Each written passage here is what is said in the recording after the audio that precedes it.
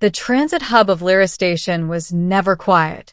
It pulsed with motion, streams of travelers weaving through glowing corridors, voices overlapping in dozens of languages, ships docking and departing in a constant rhythm that felt almost alive. Light from distant stars filtered through the massive observation dome, casting shifting patterns across polished metal floors. Kane Rowell stood near Gate 47, clutching a small data case and trying his best not to look like he didn't belong. Which, unfortunately, he didn't. "Relax," he muttered to himself. "It's just another delivery." But it wasn't. Not really. Because this wasn't a cargo route. This was Lyra Station, one of the largest interspecies crossroads in the known systems. Deals were made here that shaped entire planets.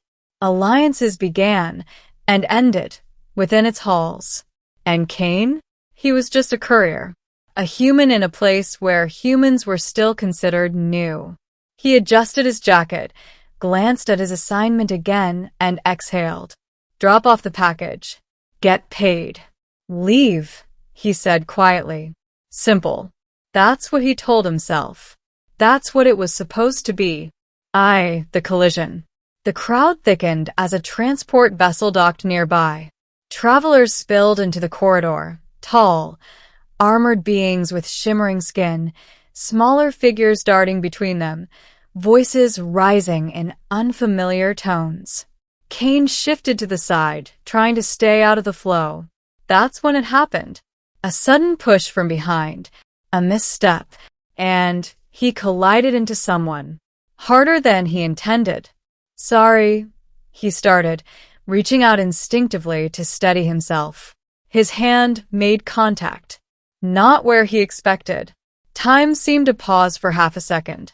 Kane froze. Oh no. He immediately pulled his hand back, stepping away. "I'm so sorry," he said quickly. That was completely. He stopped. Because she had turned around, and she was smiling. To the alien woman. She wasn't human. That much was obvious. But she wasn't like any alien Kane had seen before either. Her form was close to human, tall, balanced, graceful, but her skin held a faint luminescence, like starlight beneath the surface. Subtle patterns moved across it, shifting slowly like constellations rearranging themselves. Her eyes were the most striking. Deep, reflective, almost too aware. And she was smiling. Not offended, not angry, amused. "It was an accident," she said. Her voice was soft, but it carried an unusual clarity, like it resonated slightly beyond sound. Kane blinked. Yeah, it was. "I didn't." "I know," she said, her smile widening just a fraction. He hesitated. "Are you okay?" he asked. "I am," she replied. Another pause. Then she tilted her head slightly, studying him. "You're not from here," she said. Kane let out a small laugh. "Is it that obvious?" "Yes." "Great." She stepped a little closer, not threateningly, but with a quiet confidence that made him instinctively straighten. "Most would not apologize so quickly," she said. "Most people don't like being accidentally bumped into like that," he replied, awkwardly. Her eyes seemed to brighten slightly. "And yet," she said, "it led to this moment." Kane wasn't sure what to say to that, so he defaulted to what he knew. "Well, sorry again." She laughed softly, and something about that laugh, something about the way it felt, made the chaos of the station fade just a little. 3. A conversation that shouldn't matter. "I'm Kane," he said after a moment. She considered him.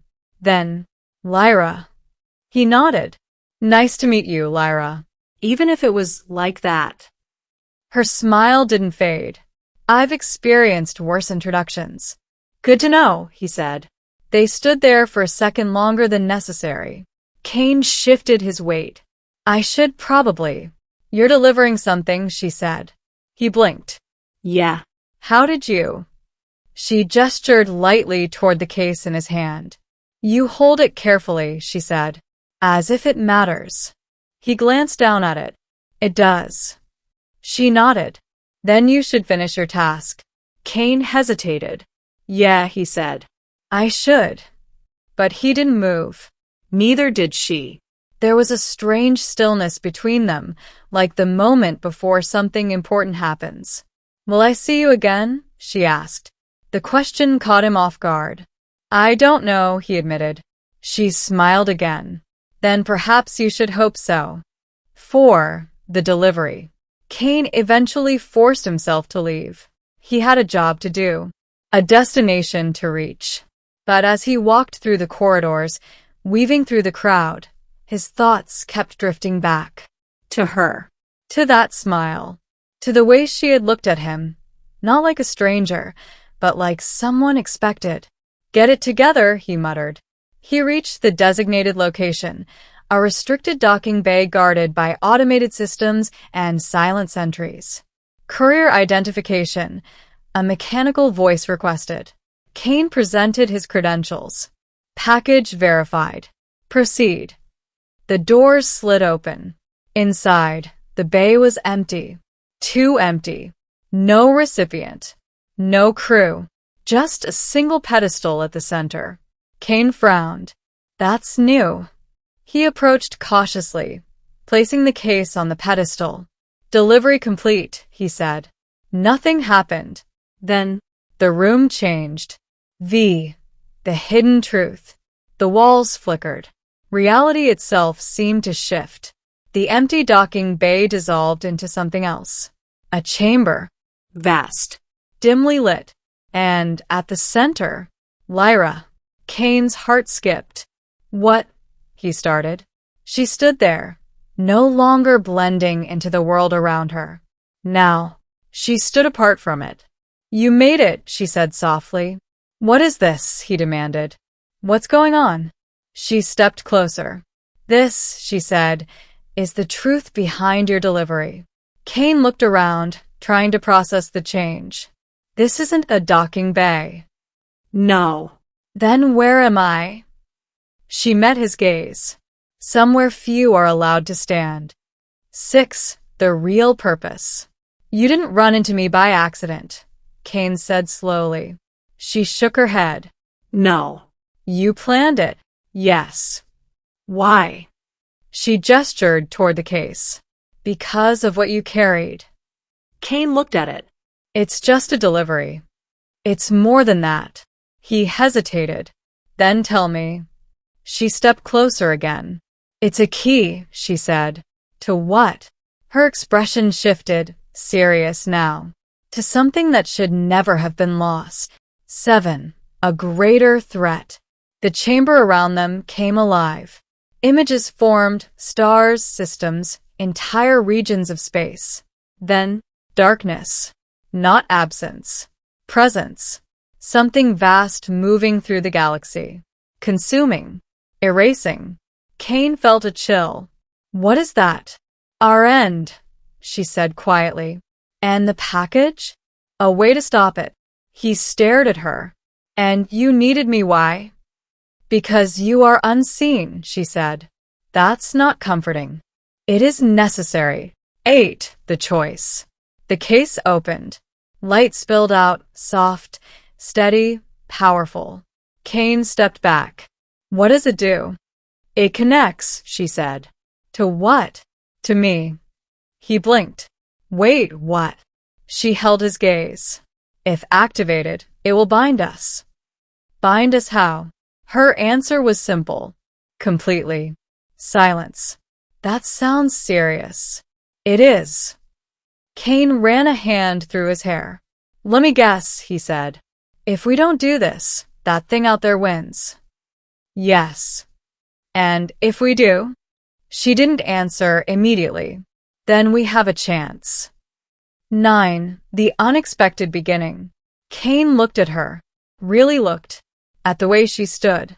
At the calm certainty in her eyes. At the memory of that first moment. That accidental collision. That smile. You knew, he said. Yes. From the start. Yes. He let out a slow breath. And you still smile.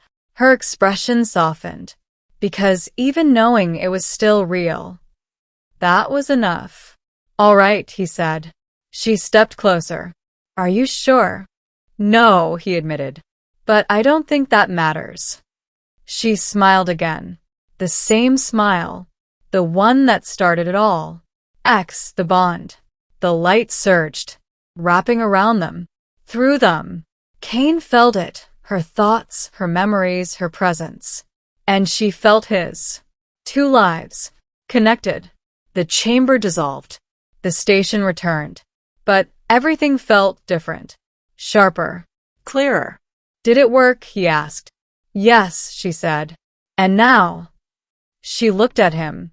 Now, she said, we face what's coming. 11. Epilogue. The smile that changed everything. The galaxy didn't change overnight.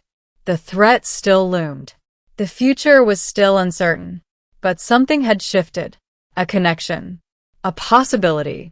Cain stood at the observation deck of Lyra Station, staring out at the stars.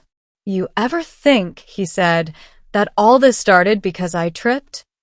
Lyra stood beside him. It didn't start there, she said. But it changed there. He smiled slightly. Yeah, he said. I guess it did. She looked at him.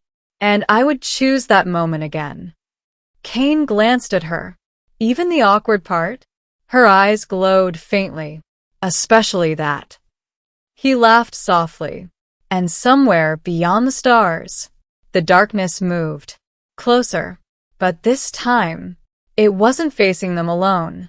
Because sometimes, the smallest, most unexpected moments are the ones that change everything.